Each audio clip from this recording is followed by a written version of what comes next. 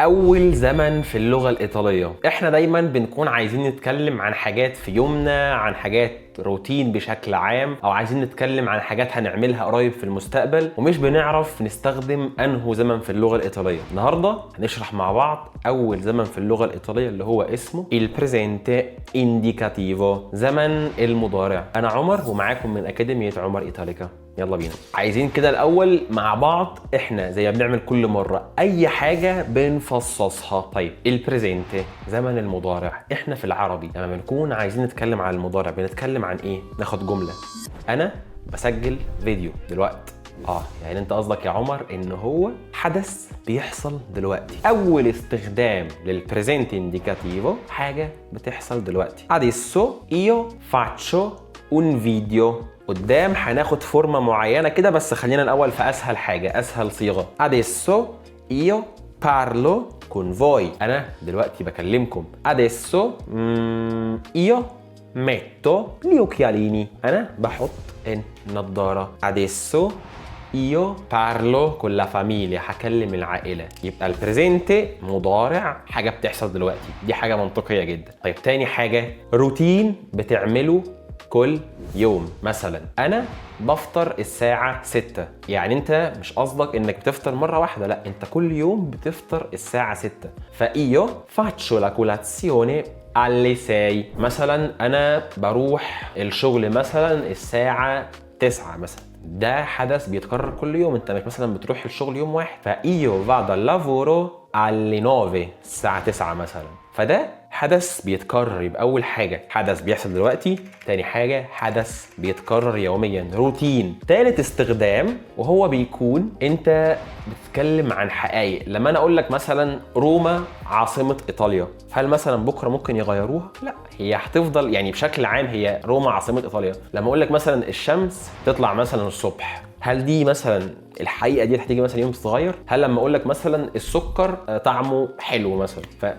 دي حاجات زي حقائق علمية أو حاجات يعني إيه بتكون بديهية ومسلم بيها. فمثلا روما è la capitale dell'Italia. روما هي عاصمة إيطاليا، دي حقيقة مسلم بيها. يبقى أول حاجة بتحصل دلوقتي، روتين يومي بعمله، حقائق علمية مسلم بيها أو حقائق بديهية. تمام. آخر استخدام عندنا لما بتكون بتتكلم، بصوا الإيطاليين في كلامهم بيستخدموا المضارع في حاجة في المستقبل. بيقول لك في القاعد بقى إن هو حاجة مرتب ليها وكلام من ده، بس بشكل عام هم الايطاليين في الكلام بيستخدموا على طول البريزنت المضارع بدل المستقبل. يعني هو مثلا عايز يقول لك انا هروح بكره روما، بيستخدم البريزنت. طيب في هنا تركايه حلوه كده، هو بيكون في الغالب محضر الموضوع دوت. فمثلا انا هقول لك بكره انا رايح روما، io domani parto per Roma. مثلا انا هقول لك ان انا بكره هزور عائلتي، io domani vado alla famiglia. بيكون البريزنت مكان المستقبل في الكلام، هتسمعوه كتير وممكن تستخدموه مكان المستقبل عادي، بس لما ناخد بس المستقبل قدام هنعرف ايه هو المستقبل. بس دلوقتي ممكن تستخدموا البريزنت في حاجات مستقبليه بتكون يعني قريبه شويه، بكره كمان شهر، وانت بتكون في الغالب مخطط ليها. تمام. طيب يبقى احنا كده عندنا البريزنت عرفنا بنستخدمه امتى في 4 حالات: حاجه بتحصل دلوقتي io parlo con voi، عاده io faccio la colazione alle 6، حقائق علمية أو حقائق بديهية. la capitale dell'Italia è Roma، شبه ما قالتها جورجيا ميلوني كده، la capitale dell'Italia è Roma.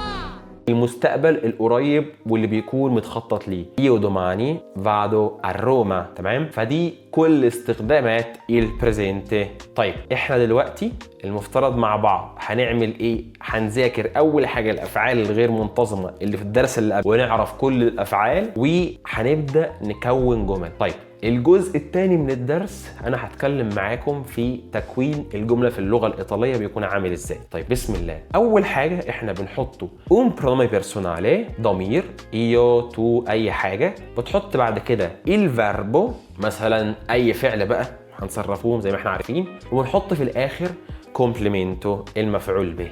يبقى احنا عندنا soggetto فاعل، فعل في النص، مفعول، فاعل، فعل، مفعول. io parlo l'italiano، انا فاعل، الفعل parlo، parlare، شلت الاري، حط الاو علشان io. شفت؟ خلي المايند سيت عندك كده. italiano المفعول به. io mangio la colazione، انا باكل la colazione. Voi mangiate la colazione.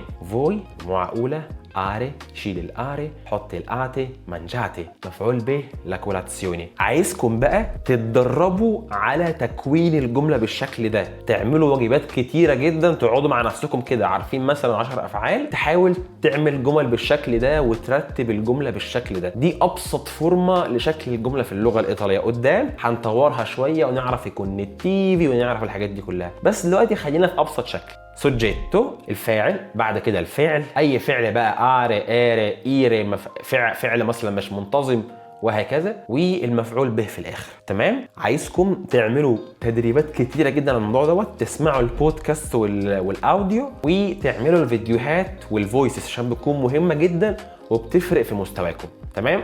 ده درس النهارده بسيط جدا. اهم حاجه عندي بس ان الدرس اللي قبله والفيربو اسري وافيري تكونوا هضمتوهم كويس وحفظتوا اهم الافعال الموجوده في اللغه الايطاليه.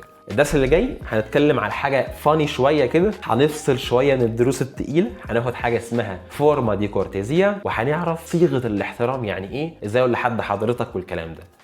وبس كده، سلام عليكم.